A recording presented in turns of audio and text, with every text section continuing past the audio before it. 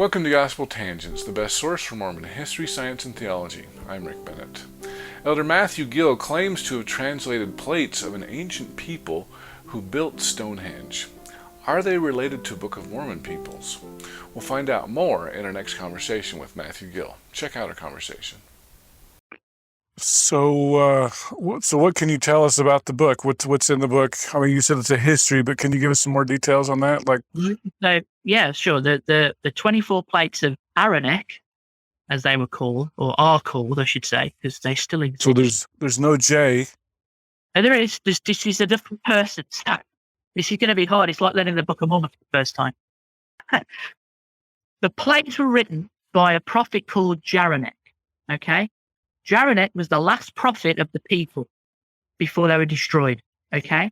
So before he died, he completed the record, the history, the religious practices, and he gave his set of records to an angel to keep safe because he knew he was going to die. He didn't want these plates to fall into the wrong hands, right? So he gave them to an angel to come forward through his son when it was ready. So the first prophet of the Book of Jareneck is a man called Jareneck. Okay. He came from the plains of Shinar, which is in the Middle East. It's like Iraq, Babylon area. And the timeline of the Book of Jareneck spans roughly, give or take, 100 years, the timeline of the Jaredites. And we learn from the Book of Jareneck that the Jaredites were known to the people of the Book of Jareneck. And they traveled with each other for a short period of time. And the brother of Jared's people went one way and Jareneck's people went another way. Was this when they were in the ocean? The plates like under a dish thing? On land. On land. Okay. They left the Tower of Babel. They didn't have their language confounded, so they were speaking. Okay. The first language of the people. So they migrated from basically modern day Iraq to the British Isles?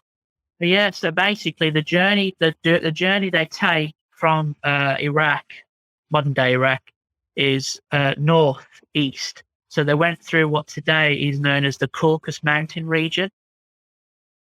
Which is in Russia?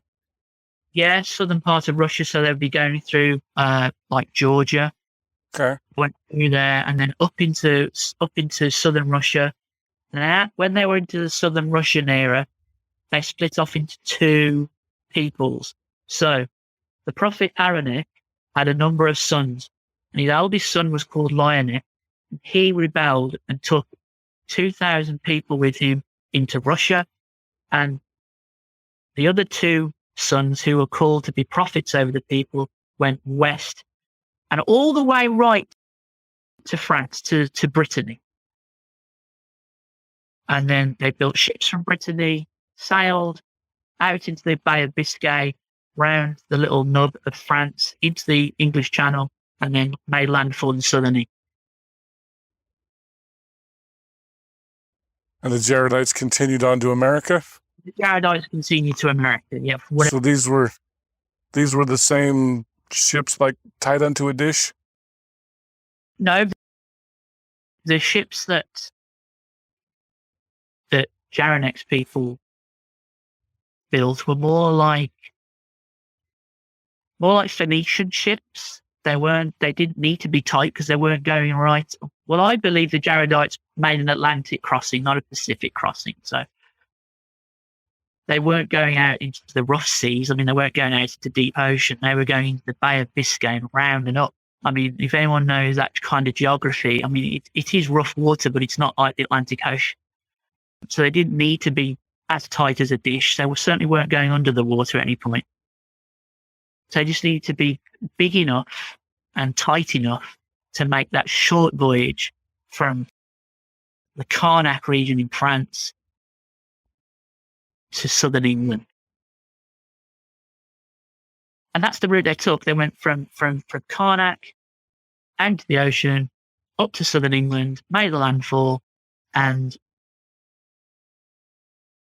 went up the Avon tributary to what today is the Stonehenge Valley, and they settled there. and they eventually built a temple, which is the remains of what we see at Stonehenge, and they built lots of other things round about that area. And then eventually, this is cutting the story very short, but eventually they migrate north. They then run into a brand new group of people who they didn't know of, and they join together as one people. And then they move further north into Scotland, and they meet another group of people they didn't know about, and then they form. So by the end, they're all this one type group of people. The Book of Jareneck is a history of their dealings with God,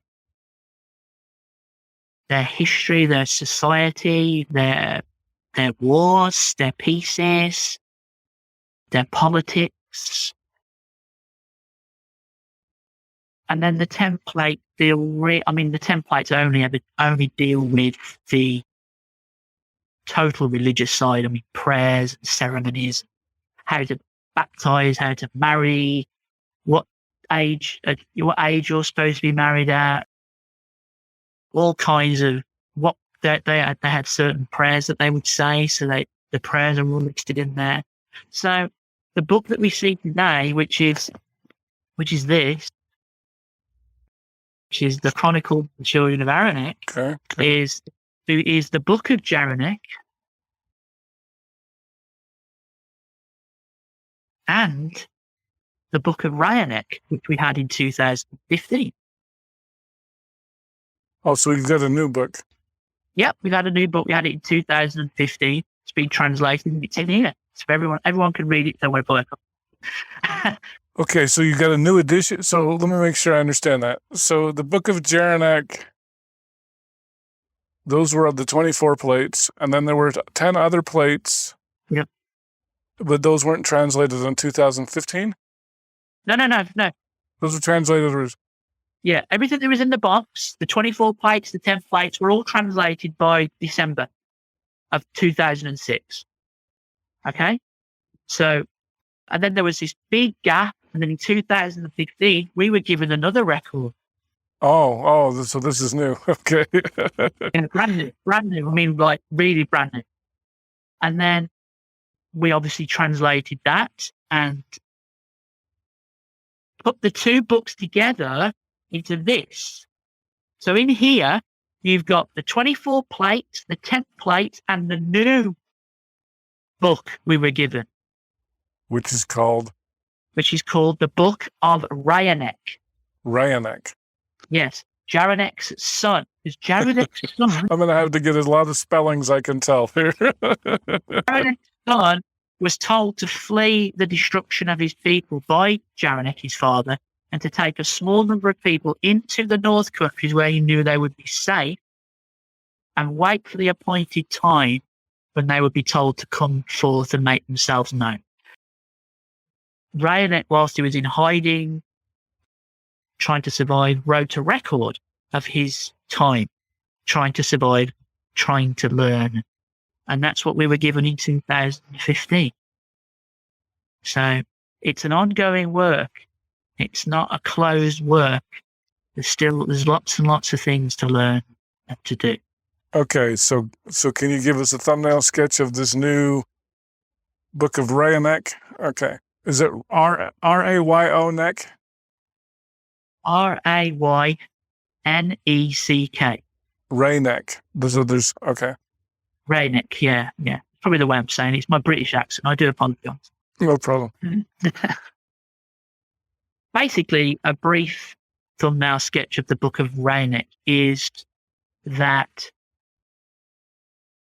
you learn from him what he was doing in that huge period where there wasn't civilization, or the civilization he understood.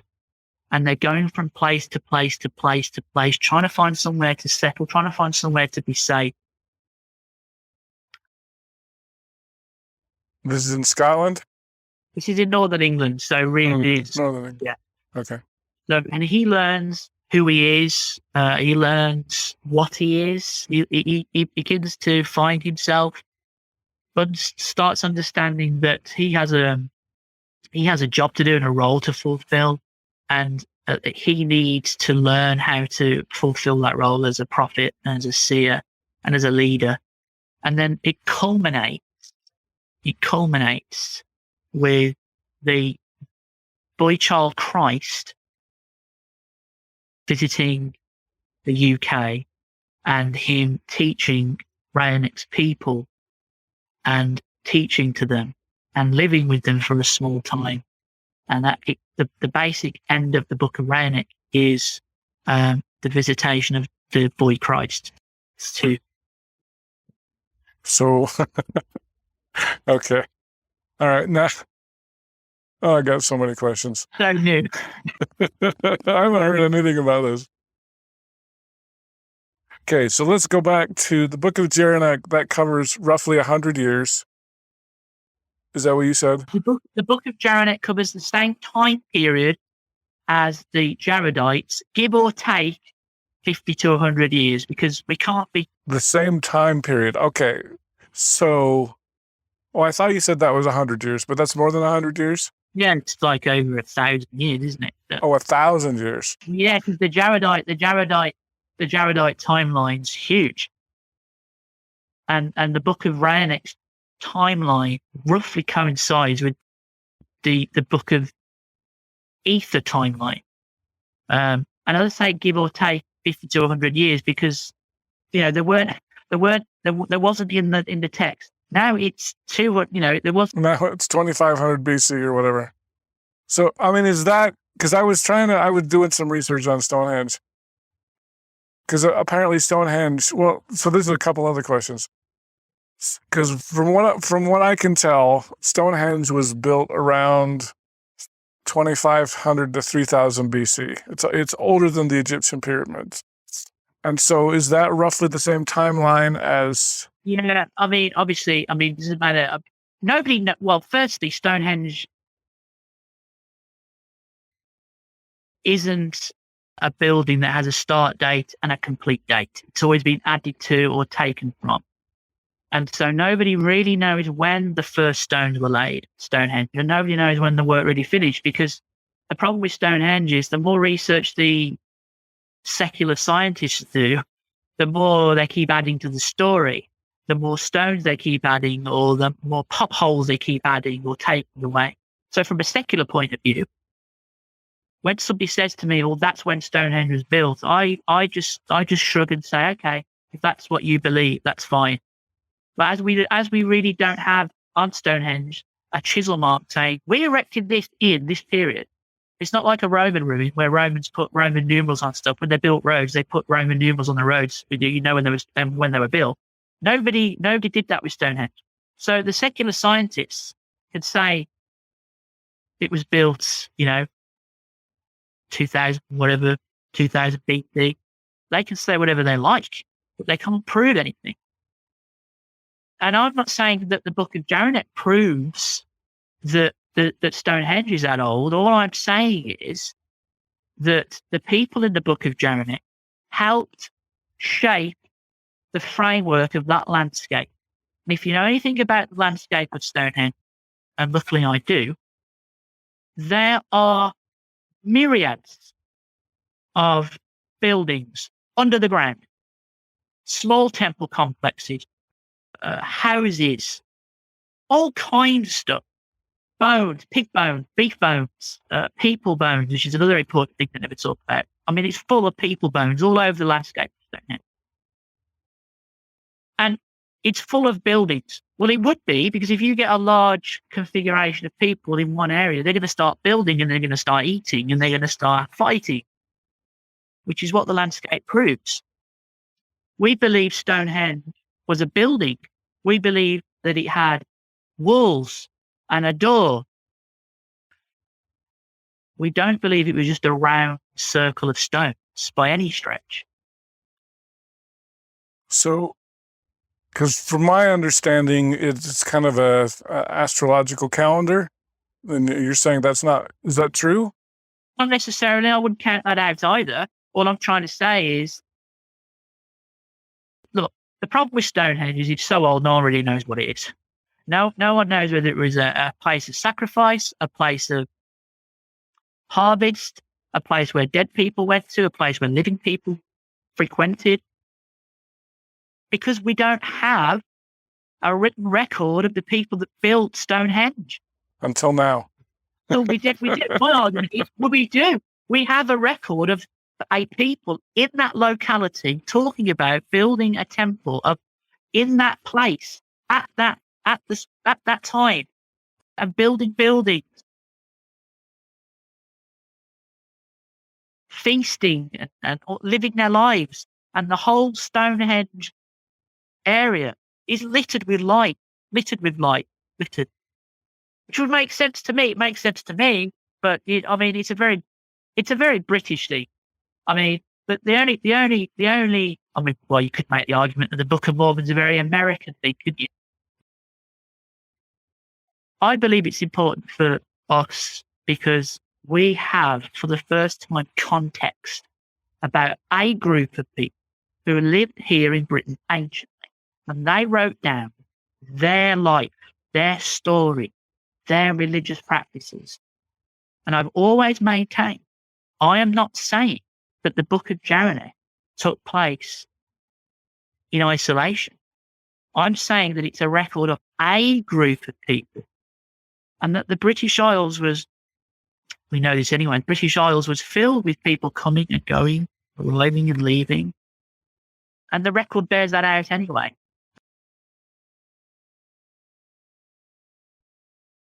I know it to be true. That's all I can say. I know the Book of Jareneck is true.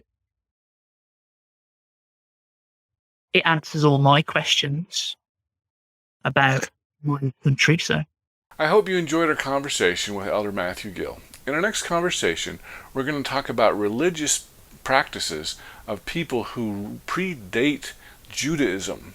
Were they Christians? No, they're not. They won't be Jewish.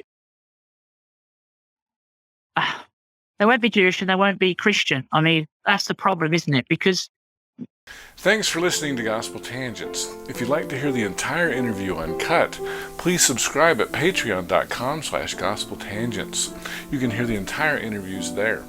Also, check out our new, improved, user-friendly website at gospeltangents.com. We've made it much more user-friendly, so check that out. Click here to subscribe, here for a transcript, and over here we've got more of our great videos. Thanks again.